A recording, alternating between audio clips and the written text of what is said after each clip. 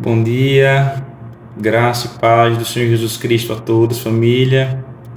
Acabei de chegar agora há pouco no trabalho e quero compartilhar, através desse devocional, uma breve mensagem para os nossos corações. Amém? A palavra que eu quero compartilhar com vocês nessa manhã, ela está escrita na segunda carta do apóstolo Paulo a Timóteo, no capítulo 1, versículo de número 6, que diz assim: Por esta razão, pois te admoesto que reavives o dom de Deus que há em ti pela imposição das minhas mãos. Meus irmãos, essa segunda carta que o apóstolo Paulo escreve a Timóteo, ela é a última carta que ele escreve em sua vida. É tanto que nessa mesma carta, no capítulo 4, no versículo 7, ele vai ter a revelação do Espírito que daquela prisão ele não mais iria sair, a ponto dele relatar o seguinte: combati o bom combate, completei a carreira, guardei a fé.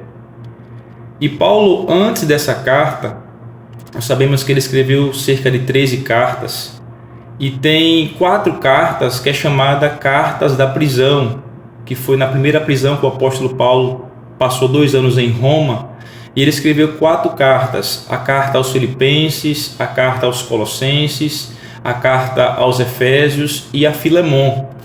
Então Paulo sai da prisão e depois ele é preso novamente, que é justamente essa segunda carta que eu estou compartilhando com vocês agora.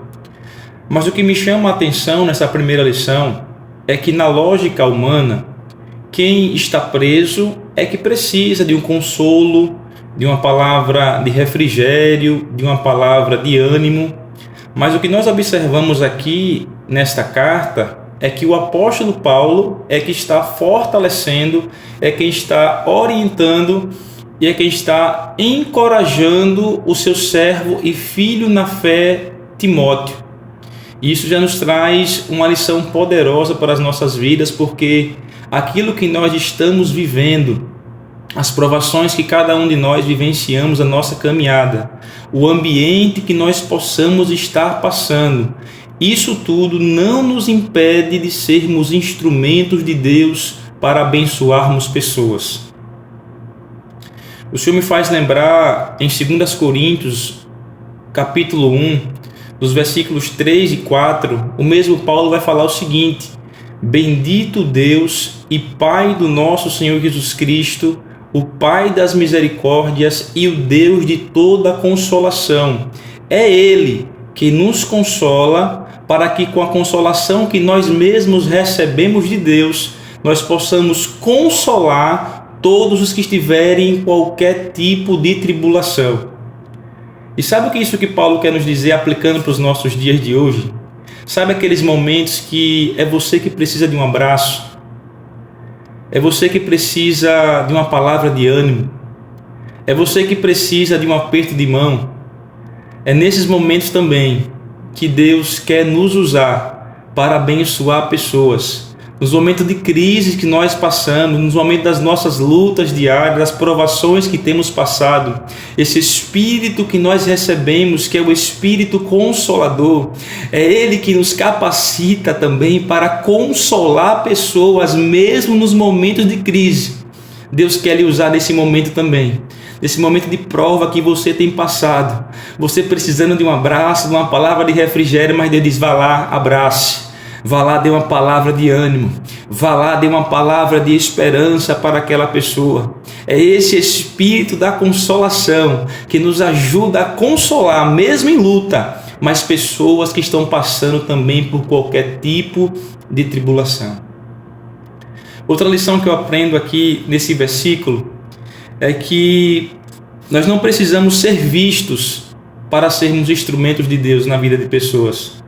Observe que Paulo ele estava preso, mas mesmo longe dos holofotes, Paulo tinha um papel fundamental em estar sendo um instrumento de Deus para abençoar pessoas. E nós vivemos nos dias que a mídia, as redes sociais, os holofotes tem trazido essa mentalidade que para ser instrumento de Deus a pessoa tem que ser a pessoa tem que ter fama, mas nós vemos na Bíblia que também existe o chamado ministério dos bastidores. Ninguém está vendo, mas você está sendo instrumento de Deus para abençoar outras pessoas. Nós podemos ver isso na vida daquela menina ali de Naamã, em 2 Reis, capítulo 5. Nós observamos ali que era natural da cultura daquela época das guerras. Quando um país vencia outro país numa guerra, era natural levar pessoas cativas para o seu reino, para servir o seu reino. E nós vemos aquela menina que nem o nome dela a Bíblia cita em 2 Reis capítulo 5.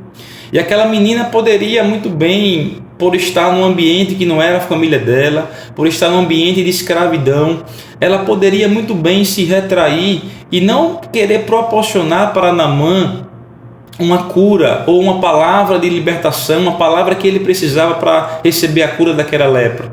Mas nós observamos o contrário. Aquela menina, mesmo estando vivendo num ambiente que não era a casa dela, que não era a família dela, aquela menina foi um instrumento de Deus para que Naamã recebesse a cura que ele precisava.